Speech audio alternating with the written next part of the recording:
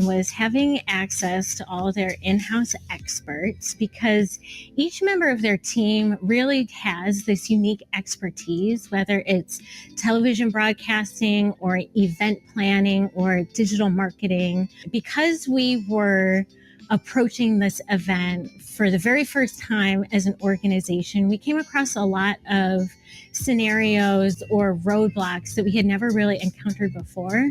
And it was really so great to be able to go to Zekin with a question and be able to have their trusted, proven expertise to help guide us to make the right decision.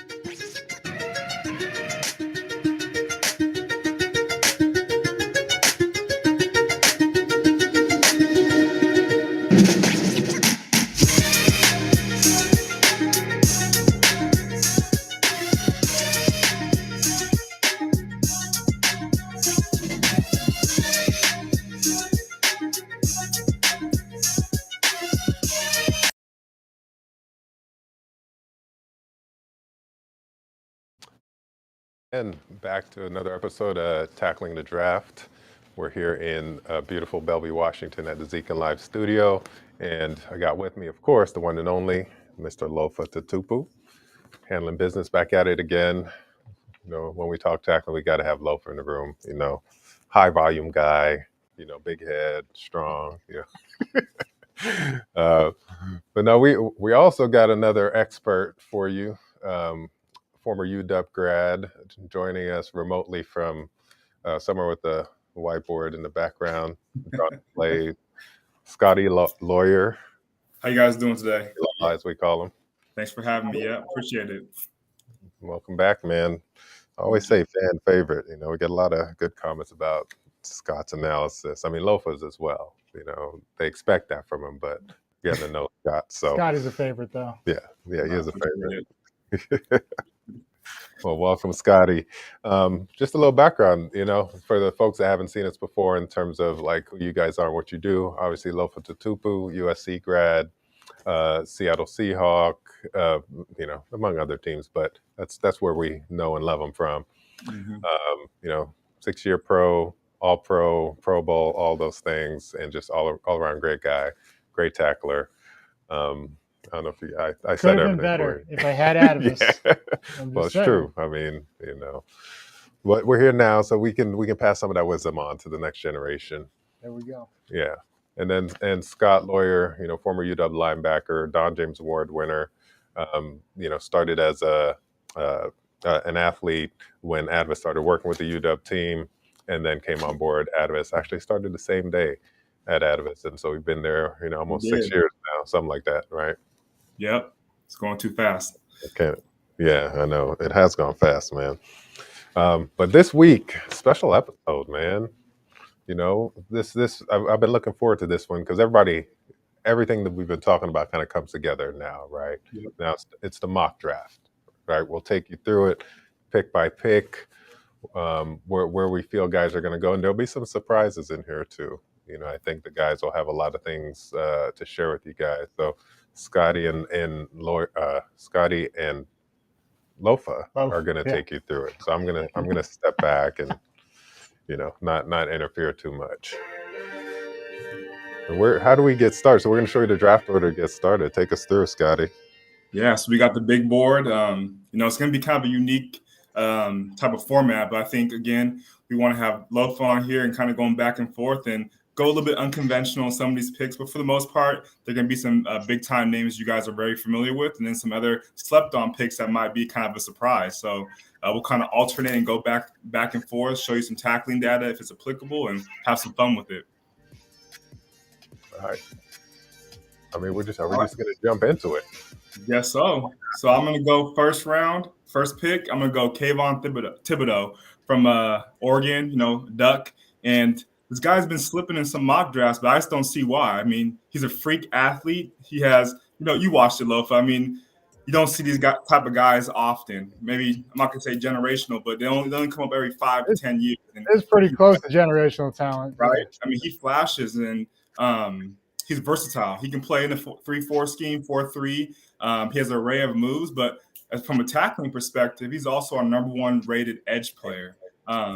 He puts it on film, so I don't know what the big knock is. What do you think, Lofa? What's making him drop so much to that 7th or 9th that maybe we're not seeing?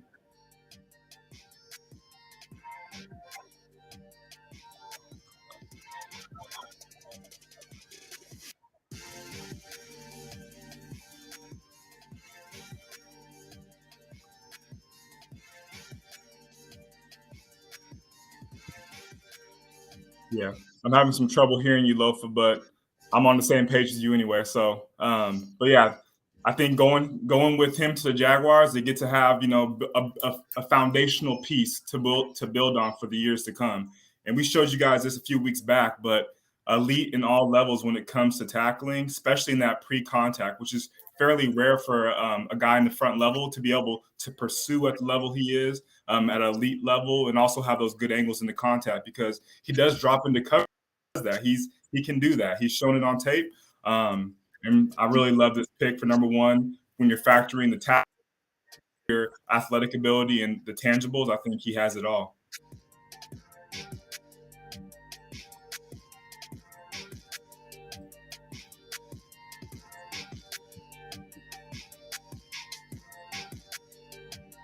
I can't hear you guys.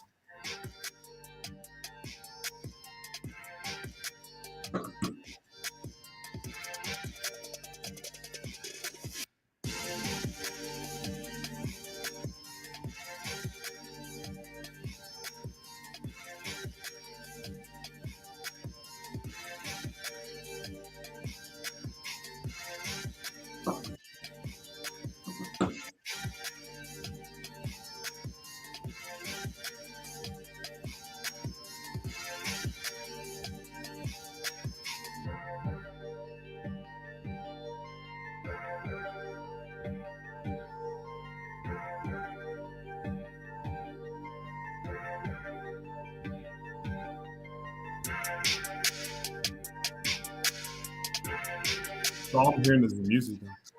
Okay. All right, so Aiden Hutchinson, you got him. So Aiden Hutchinson, he's right up there with kind of basically player 1A and 1B. Pick your poison, but I like his mentality coming from the Big Ten. I think you pair him really well, kind of that tough nose, blue collar type of mentality. I think he'll pair really well for Detroit, and I'm hearing some comps to Nick Bosa. Again, you guys know I'm a big Niner.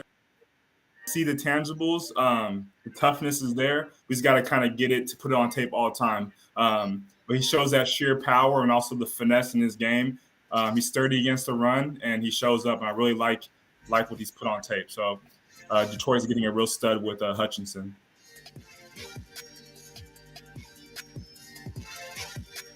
Okay.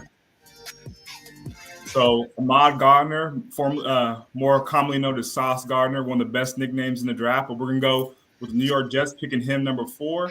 And the length is crazy. He kind of reminds me that Richard Sherman, Jalen Ramsey build.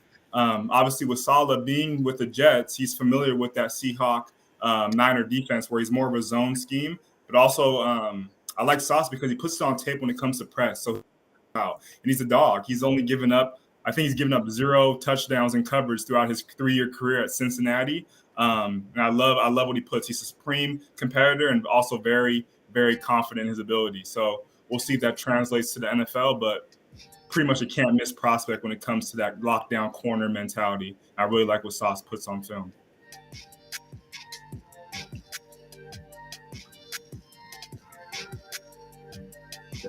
Willing to hit too as well.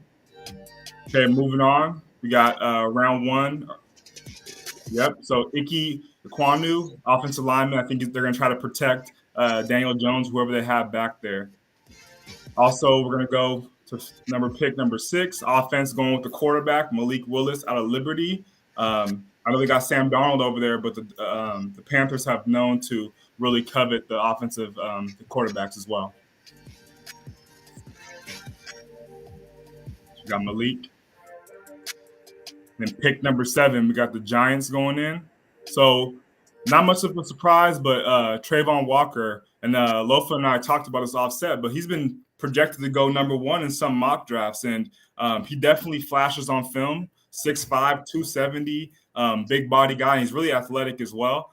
This is about the production with him. I don't know if they quite meet up with the other 2 guys that went before him, but Georgia had a hell of a defense, and I think Trayvon Walker is going to thrive in that Giant scheme as they can get, he played more of a traditional, out on the outside in that four-man rush, but also move inside to a 3-tech or even a 1-tech on pass rushing. Walker is a really good prospect for them. And super versatile too, right? 4.5 40. I think that's what really has allowed him to creep up, because we had him around the mid round of the first. It was like maybe 15 or so, and Yeah. they're talking very heavily, maybe top 5. Yeah. Yeah. No, that's a big jump, man. So I always Big wonder jump. if they see on film over that time. That's different. But number 8 pick in the draft. Okay, so we're going offense. Garrett Wilson out of Ohio State. So I think they lost, or they did lose Matt Ryan's, but whoever they put in there at quarterback, they're going to need some weapons to pair with Kyle Pitts. So we went receiver with for the Atlanta Falcons at number 8. Uh-oh, Okay, that's a so big one. okay, a little I will curveball. get So surprised. So knowing our Seahawks, not really a a little surprise. curveball. So we got the Seahawks swapping picks, moving up about 3 picks to get their guy Derek Stingley. Okay, so kind of a I'm not gonna say unknown, but he hasn't played a bunch in the last 2 years. But really, when you turn on that 2019 tape as a freshman, he was balling. I think he has 6 interceptions, super good ball skills, and he has decent size. So I really like the fact that you can take a risk on them. So a little bit unconventional. They're trading up to get this guy that hasn't been on the field a lot, but I think the competition playing in the SEC, not only in practice going against guys like Joe Burrows and Jamar Chase, all those guys, he's also put it on tape when it comes to Saturday. So if they can, let him kind of ramp it up and knock that rust off, I think he's a can't miss prospect. They say DBU, LSU, but I don't know. As a former dog, I got my my bias, but they definitely produce him at a really high level, so I can't knock him too much for that. No, not at all, man. And he definitely looks good. Like you said, not a lot of games over the last couple of years, but when he has been in there, the athleticism, the aggressiveness, all that's been pretty evident, right? Exactly. Another All right, so receiver here. Another receiver. So Alabama. Definitely, they got their quarterback of the future, what they think. So they need to surround him with talent. So Saleh's going to get an offensive guy. Even though he's a defensive-minded coach, he's going to get a big-time receiver out of Alabama that we know their resume when it comes to producing receivers. But Jameis Wilson is going to be there at number 10 for the Jets. Yeah. So we'll take a look again. Okay. Top 10. Yeah, what was the thinking? We confident about it so far? What you think, Lo? No. Yeah, I like it. All the picks, they make sense, and I could see them all landing there. Yeah, that's what two picks up there, man. They're going to make some noise for sure in terms of at this draft. Hopefully, we see how all of it translates. The draft is a unique art and science. And there's always surprises, right? Yeah, always surprises. Yeah, but that's what makes it like compelling TV too, right? People can get on there and check it out. So one of the things we always want to get back to here is, this platform that we're using, Zeke and Live platform, the features that are available on here. One specifically is this donate feature. And for us this week, as we've been throughout this whole series, we've been supporting the Special Olympics of Washington. And so Atavus and Zeke would like to provide you the option to donate during our show to Special Olympics Washington. They are a registered 501c3 nonprofit organization supported entirely by individual, corporate, and foundation contributions. So to make a contribution, just click on that donate button. You can see it down there somewhere and choose your donation amount. It's as easy as that. So we like to, we appreciate the work that they do and we want to support great organizations. Yep. Next up, what are we looking at? These next 10 picks, right? We got the Commanders up. Let's see who else we got in there. The Ravens. Excited to see what they'll do. So you're excited to hear what you guys got going for these next 10. Yeah, we're gonna start to shake it up a little bit. I know we got the mic fixed up, but it's gonna be some fun picks in this second tier. I'm with it. Let's go. At pick number 11, the Washington Commanders. I'm still got to get used to saying that. Yep. So we're going offense. Drake London, big. Okay, Lofa, yeah, throwing up.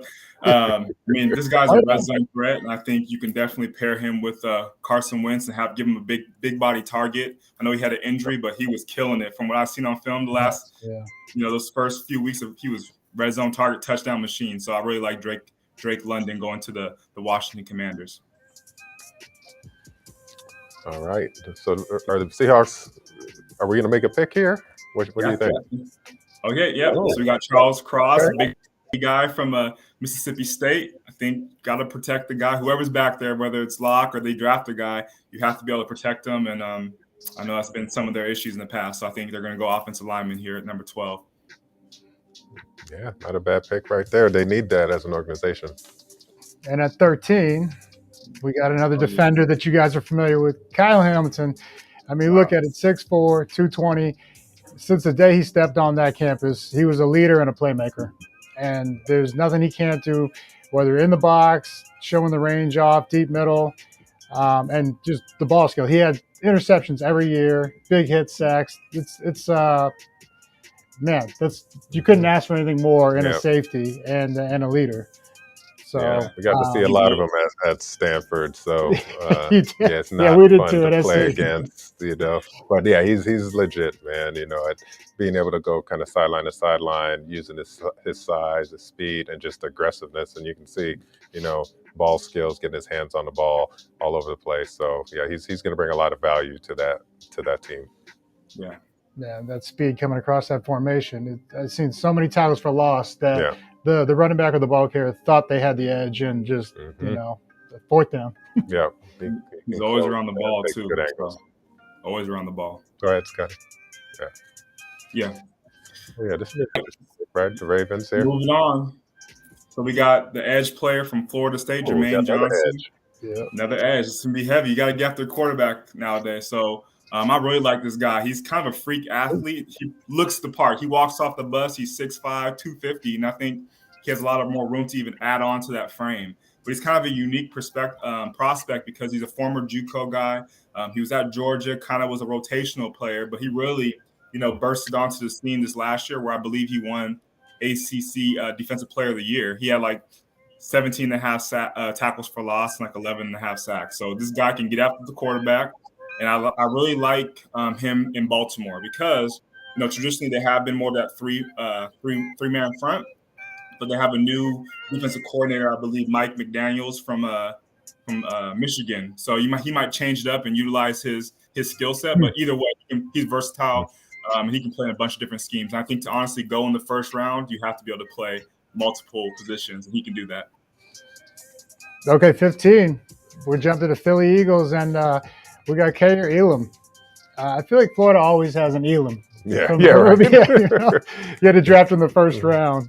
Great football family. But he's got the ball skills. He also, whether it's press or zone, he can play either.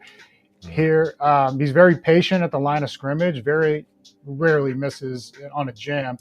And then he has the speed, which I think we have a clip against Bama coming up against Mechie, who's really fast, can stretch the field. He got into a little bit at the line and then lost him, caught up, and broke up the pass.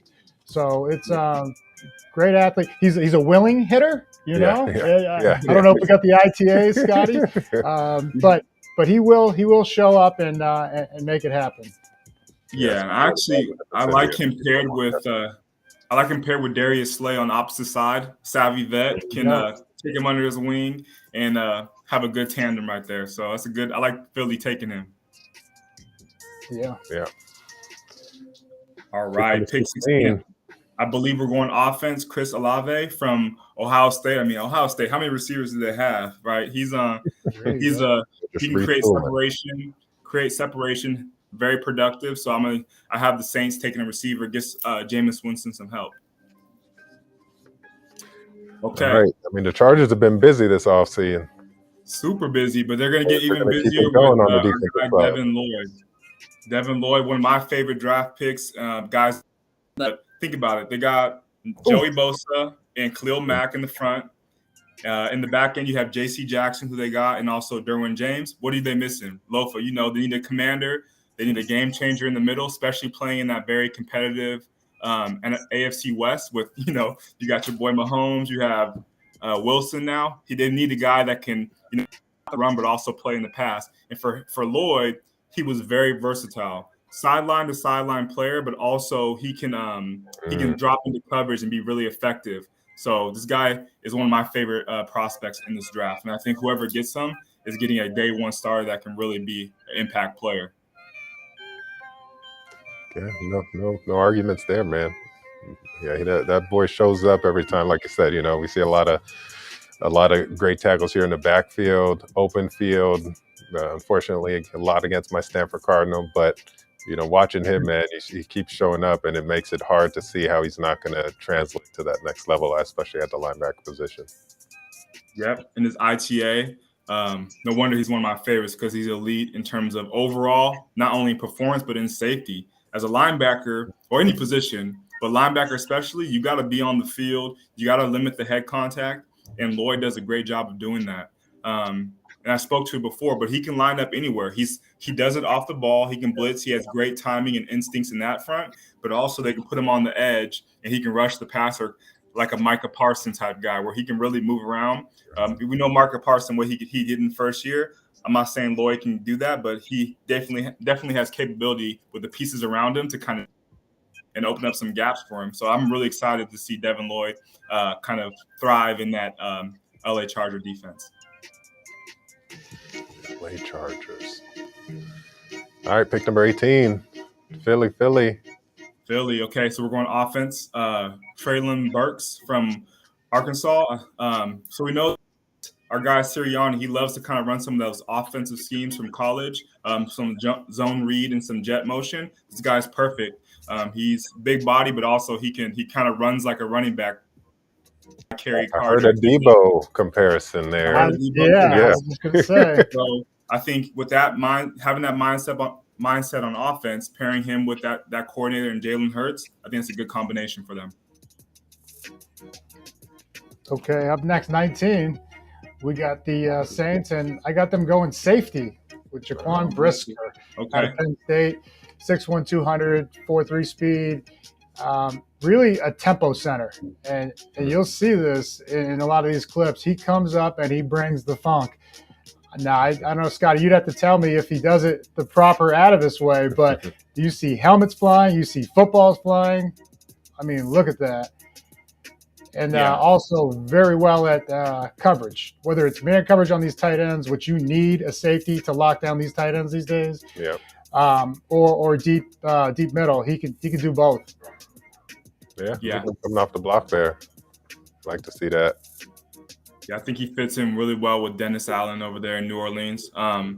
They miss a guy like Malcolm Jenkins back in the day. He's similar to that mold where he can be in the box. He also can play more of a single high and erase the middle of the field. So I like Brisker there for sure. Yeah, phenomenal instincts on jumping that route right there. Yeah, we're in that number 1 too, man. Look at this break. You love it. Patient. Time, that's pick 6. Yeah. He got lucky on that one, or they got lucky. Okay, so we're going to cap off with 20 picks.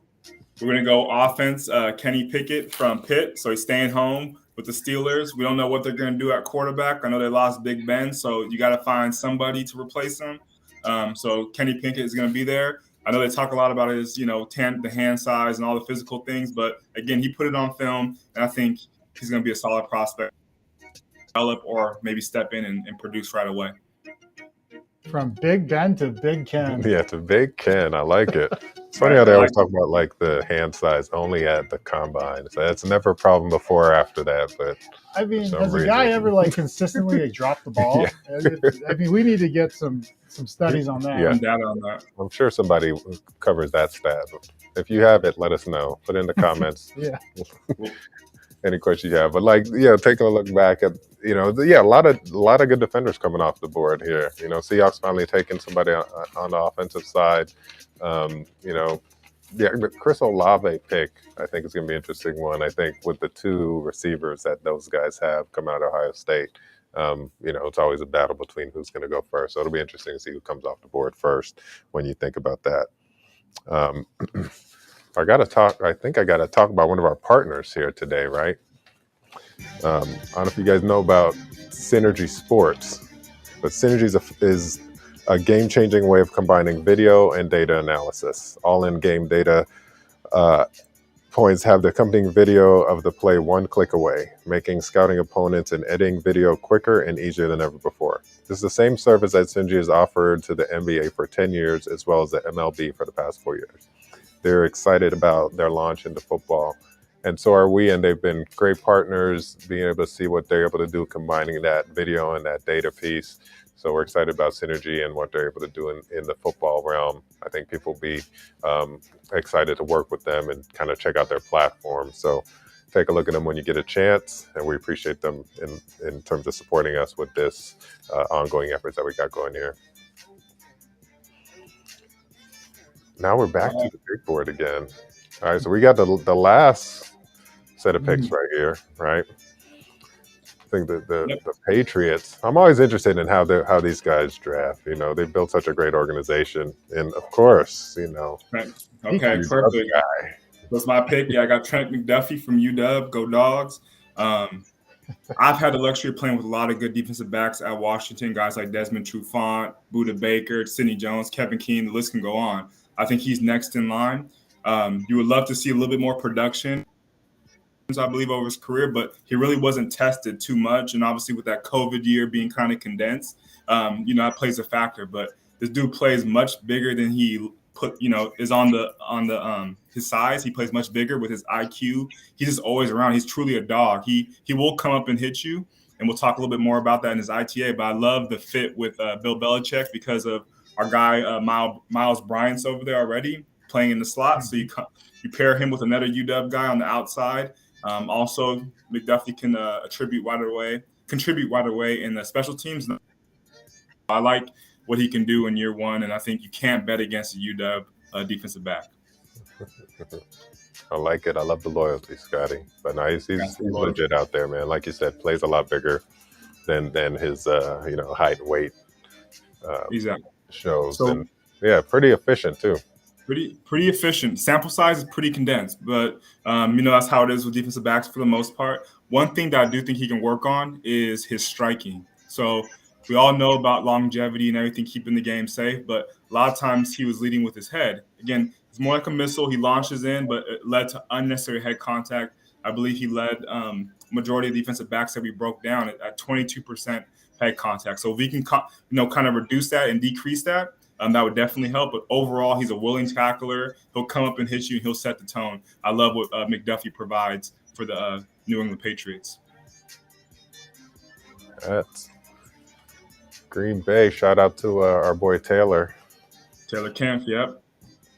Okay, yep. So we're going receiver. We have to replace Devontae Adams, at least try to. So we're going to go a little bit of a draft riser, but Christian Watson out of North Dakota State, played with Trey Lance, my guy, my new quarterback. So I think he's a vertical threat. He's 6'4" and ran like a 4.4 40. So I think that will definitely complement what Aaron Rodgers wants to do in offense. And they need somebody, right? Just lost one of the best up there. Yep. Got to 23 Arizona. Got them going with Boye Mafe, edge player out of Minnesota. Yep. And if you remember anything from what I say about this guy, just remember the word strong. I mean, he got off the ball very slow and seemingly walked guys back to the quarterback. I mean, every single highlight I saw, he was just walking through blocks. It's like they weren't even there. And so, you see just the hesitation sometimes. Here, he's reading the screen. Yep. But most of the times, that's what his get-off looks like. Yep. And he still makes the play. Great in the run, defending the run. You're not getting around him with how strong he is. And it's just a complete player. And I think with Chandler Jones losing a free agency, you got to replace him. And I think this is the guy to do it. Yeah, he's, like you mentioned, Lofa can definitely polish up his pass rush a little bit, but the sheer physical traits are there, long arms. I think he'll fit in really well with Arizona because you have to try to replace that production of Chandler Jones, who's been one of the best edge pass rushers over the last 5-7 years. So trying to do that's going to be tough, but he's definitely a project that, you can take some risk on at this level. Okay. So I'll get into his tackling too as well. Kind of a smaller sample size, but when I look at defensive linemen, I'm really looking at that reaction piece audience. So to the bottom right, that reaction piece, he's almost elite in that. And that's simply his ability to get off blocks. So that showed up not only in the passing, obviously, but in the run game, like Lofa mentioned. Some things that we can have Mafe work on is his base, so his footwork into contact, and also that near shoulder. He's not striking with the near shoulder a lot of times, either placing his head into contact or giving it more after contact. But when from a performance perspective, he's really good for that sample size and him being on the field. Hey, Here we have 24, America's team. America's team. They call it. So Andrew Booth Jr. from Clemson. They produce. We talk a lot about LSU, but Clemson defensive backs that can play in the league too. I love this guy because you can see it here. He's willing to hit.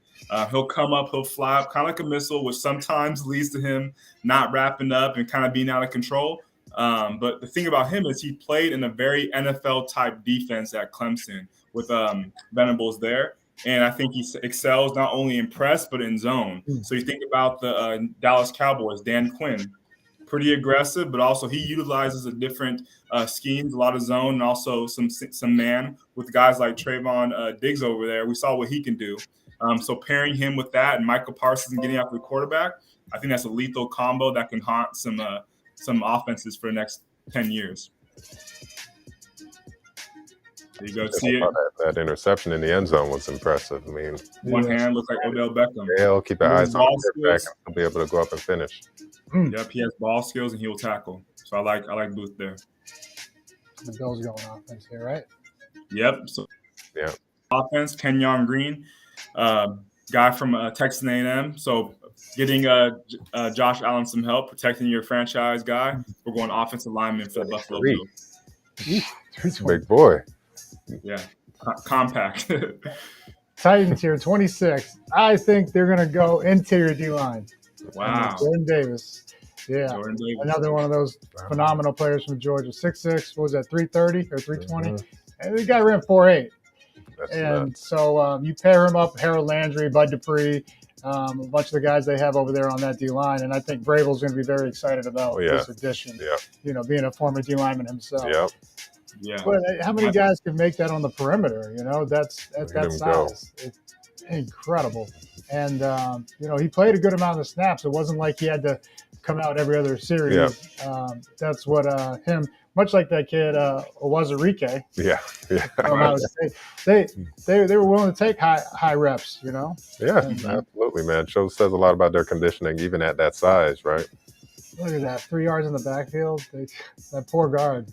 Yeah, I believe he's one of those guys that obviously he can 15, but he might slide just based on sheer fit. But I love this position for him, Lofa. I think he's going to really thrive in that defense. Mm-hmm. Okay, the Bucks. So another dog. So we got 2 dogs going in the first. You got 2 dogs. We got 2 dogs. Kyler Gordon going. Guy is versatile.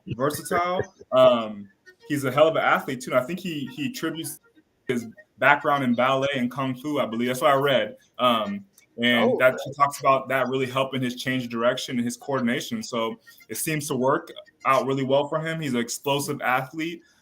He looks the part again. But what I like about Kyler Gordon going to the Buccaneers is you pair him with a bunch of UW guys like Vita Vea, Joe Tyron, Benny Patoe.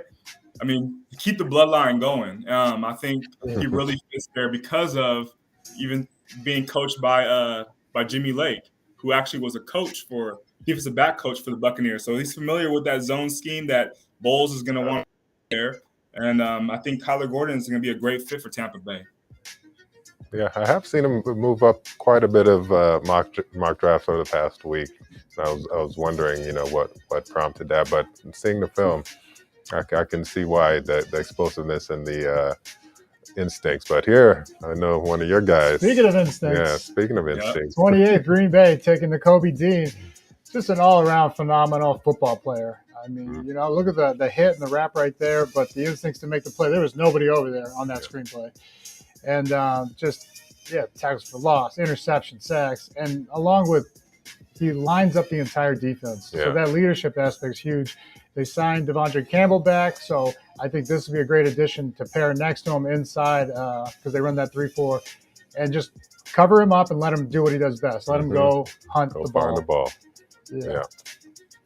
I think that'll be a good fit there, man. I love the aggressiveness for sure. And how's I think we have a little something coming up on here. It's ITA, right? So we'll get into that a little bit. I know we've covered it quite a bit. Okay. Yeah, so here it is. We broke him down a few weeks back, but Dean, he's really truly a sideline player. He can really blitz off the ball. Is more not really on the ball blitzer, but he still has really good timing on that in that aspect of the game. But some things he can work on from a tackling perspective, which is big for linebackers, especially when you're a little bit undersized, is that power step. So that footwork into contact. Sometimes he's giving up unnecessary yards and not really maximizing his power because his foot is either off or he's a little bit flat-footed into contact. Also, that near shoulder and that wrap where he's going again head across, that's leading to him losing control and affecting his wrap in the process. So we want to have him finish tackles a little bit better. But I really like his tangibles, more of an undersized guy that can really, really do well with that 3-4 front like Lofa talked about. When you pair him with Campbell, it's going to be a good combination for them. The Chiefs here. I think this is another favorite of both of you guys. Okay, so Nick Bonito. This is one of those other wrinkles where I talked about last segment where he can kind of slide, either go up to that first round or maybe to the third. But I like this right here for going with a championship style, looking to win now. They go ahead and get a pass rusher that can get after the quarterback, but also play the run. I talk about, you're going to see right here, kind of a slasher. He's backfield in both the run and the pass is what you want with a guy on the edge. But I talk a lot about versatility. He's truly, I think, one of the most versatile edge players in the whole draft because he can play that 3-4, but also be a designated pass rusher in that 4-3 scheme and get after the quarterback when the money's on the line. He gets the ball out. He's a finisher, so I really love Nick Bonito, and I think he's going to be a great fit for the Kansas City Chiefs. Yeah, we have to pay attention to him as the year goes and see if your prediction comes true there, Scotty. You have been eyeing him for a while. Got to keep the receipts. All right.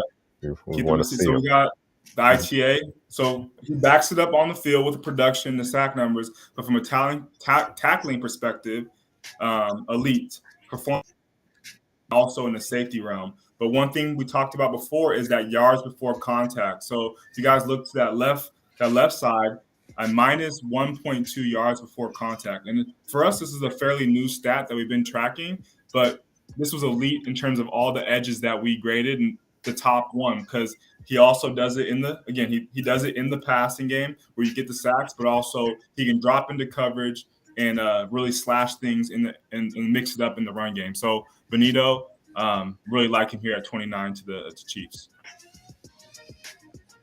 Oh, trade alert. We got a trade. We got Chicago swapping with Kansas City. Yep. I think they're going to go edge with George Karlaftis out of Purdue. 6'4", 266. I really think he's an underrated athlete for the draft we're talking about. Here he shows off the power inside of the 5 technique. Just, you can't block him with a tight end. You got to put a tackle on him. But he has the athleticism to make the plays around the perimeter too. And he gives great chase, relentless motor. Really, I like watching his tape. He came into the Big Ten freshman year. He had like 8 sacks. And then COVID happened, had a little bit of a quiet year, only 6 games.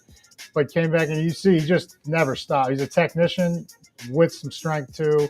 And he's got adequate speed. He's fast enough. Yeah. And so he can, that's got the bull rush will catch a lot of guys off guard because of how strong he is.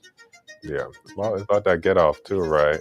The long speed isn't necessary for that position, but that get off and then the power you mentioned, right, in the tackling. So there it is, walking that tackle back. I mean, a lot of great Purdue Boilermakers, rushers. We just saw Cliff Averill in the studio. Rob Ninkovich, Sean Phillips. The list goes on. Mm-hmm. You guys remember Chike O'Keefe? Chike? Back in the day. Yeah. All right, number pick 31. Who we got? Trevor Penning. So big body, 6'7", 325. We have to get some guys to protect Joe Burrows. We saw it in the Super Bowl. So we got the Bengals taking an offensive lineman to shore up that left side of the offensive line. Pick 32. 32. So last one. We're going Lewis Thien from Georgia. So when I talk about resumes, this guy has it. Me and Lofa talked a lot about this a few weeks back. We're like, number 16, let's start digging deeper into his film. When we're looking at Dean, I believe, and he popped up a bunch. He can do it in the passing game. He's kind of a field general, kind of the quarterback of the third level, but also he's an enforcer. You see it right there. He will come up and hit, and sometimes not the best technique. Like to lead it, like with the shoulder a little bit more. But overall, he was a defensive MVP for the national championship. Right, he plays against elite competition. A lot of times, he was out of the game in the third quarter, so that does affect his sample size. But he is an elite competitor and a really smart player. And I love him paired up with Aiden Hutchinson going in the first round. You got two guys that are tough-minded and that could be cornerstones in your defense for the next 10 years over in Detroit. So, like Seeing going here. I like it, man. I see the Lions doing some things at both ends of the draft.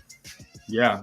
So we'll talk about, I'd say, a little bit more. So what I talked about was that near shoulder, okay? So a lot of times I saw him going in with that chest, which is not always going to be the biggest deal for us. Preferably, we love it to be shoulder contact. But when it comes to really maximizing that power, if he can get that shoulder on the offensive player, he's going to be that much more effective. But to the left, you guys see his sample size. He's a very efficient tackler. This got to shore up some of the safety elements. But overall, I think he's smart, really smart player. Great resume, and I like him at Detroit to wrap up this first round. All right, yeah. So as we wrap up the first round, we'll take a look again at picks 21 to 32. See a couple guys going there on offense, but we also got a UW in there a little bit on the defensive side with McDuffie, and one of Scotty's favorites with Nick Benito as well. So I think overall, man, to finish up this round, I think it's reflective of the talent in this draft, right? A lot of talent on the edge, on the defensive side, safeties, DBs, like you said, not necessarily generational talent, but like guys that can come in, start, and play for a very long time. Right. Yes. So as we think about that, like we're going to take a quick look back at the rest of the draft, start from the top. And what do you guys, we're just going to kind of run through it and finalize it now. Yeah. So I know I got cut off a little bit earlier, but Kayvon, number 1, right? We want to factor in the tackling element, but what we saw on film, we believe that he definitely warrants that first pick. He has a good head on the shoulder. A lot of things I heard about him, talk about his motor. I saw the motor. I saw in big games when he was playing, the production matched that. So when it comes to Aiden and Thibodeau, I really don't see where you can go wrong, but I just like him number 1 when you factor in that elite tackling ability that he showed. Absolutely, man. And Hutch going number 2, staying home. I think I saw Harbaugh, hoping for this, that they get to keep him up there. So that first few rounds, like you said, 1A and 1B, right? And as we get into kind of the next set of picks here, Lofa, what do you think? Take us through some of these as we go through 11 to 20. Yeah, and the top 20, really, it's hard not to be winners when you have 2 picks. And right. The Jets and the Eagles both have 2 picks. And if they come away with those DBs, Sauce Gardner and Elam, and then Burks and Jameson Williams, I mean, that's the rest is just icing on the cake, man. So I think those are the biggest winners. But I think Brisker at 19, if he lasts that long, if the Chargers could add Devin Lloyd to that defense, and pair him up next to Kenneth Murray, the kid out of Oklahoma from a couple of years ago. Man, especially with Mack and Bosa, it's going to be tough to deal with, man. That's going to be a tough combination. Again, the Saints getting another Ohio State wide receiver.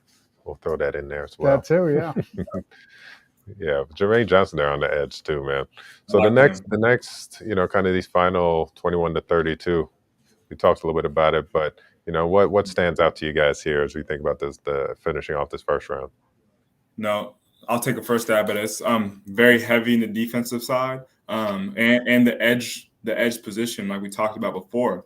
But I like the shift here because of the fact that it's becoming a passing league. We talk about this, but in a year where there's not that many quarterbacks that they feel are, you have to go and get, what do you need to do? You have to kind of shore up the opposite side and get after them. So we saw edge pass rushers be at a premium, and this draft happens to have a lot of good quality pass rusher. So what I see in these last 10 picks is you see that really the first level, but also the second level and third with Gordon.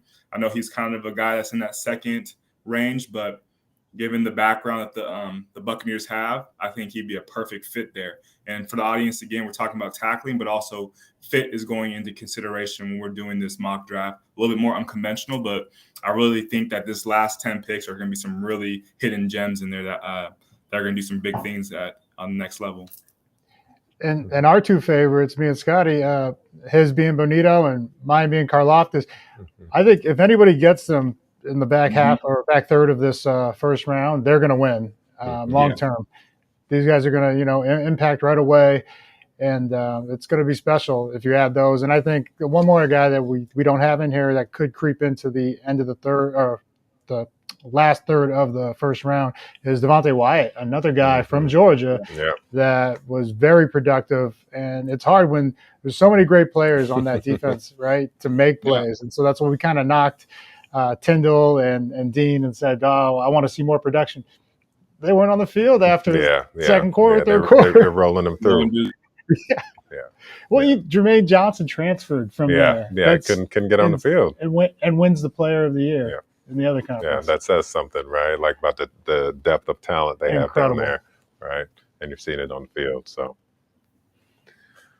well, we're back now, and it's been an awesome journey, man. I think we've had a ton of fun over these last few weeks, kind of going through this. I've had a lot of fun. I know these guys have watched a ton of film and put all this together. So it's been great to kind of come here and be able to talk about these guys, and I'm excited because I know how their lives are going to change in this next couple of days, right? These are things that you got to hear your name called and know that feeling. And so for these guys, I think it's going to be an exciting moment for all of them. And, I want to commend them and for all the guys that are out there, whether you're drafted or not, you still have an opportunity to go out there and make a team and live out your dream.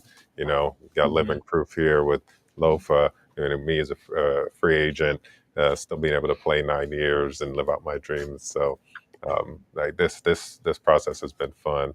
And, I appreciate you, Lofa, for taking the time, man. I know you love watching film and you'll do it anyways all the time, but for doing it with us and for this opportunity here, I think it's been great, and great for the audience to see how, your kind of talent and skill in how you break it down and approach it. These are things that individuals and teams pay a lot of money for, right? To have people come in and do this kind of stuff. So for you to offer this out to the audience here, I think it's been, a great benefit to them. And then Scotty, it's been great having you on, man. Thanks for all the work that you do. Things don't see the stuff in the background, but all this stuff takes a lot of preparation. So, the analysis piece, but also the production side. And want to thank Jake. You guys don't see him on camera, but he makes Come on, the thing camera, go, Jake. man. He makes it. Come give a wave. There he is. He's always behind here holding up stuff for me. There you go. That's Jake. There he is. Yeah. Don't worry, those are just his arms. Yeah. Don't be scared. It was back day for that guy. Yes.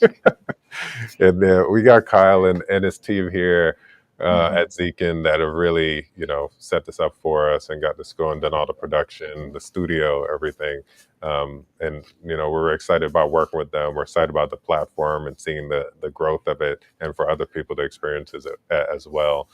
So, I think we're wrapping it up now. This whole series has been great. We're excited about watching the draft and actually see how it all turns out. I know we'll be here, so feel free, check us out. Check out Atavus.com. Give it up for our folks over at Zone In and Lofa and everything that he's been doing there. We mentioned Zekin and everything they're doing here with their platform, and then Synergy, our other partner. Excited to welcome them into the football realm. So thanks again, you guys. Thanks for joining us. Thanks for all the work, Scotty. Thank you, guys. Loaf. Appreciate you. Signing off. Peace out. You guys enjoy the day, man. Till next time. Till next time.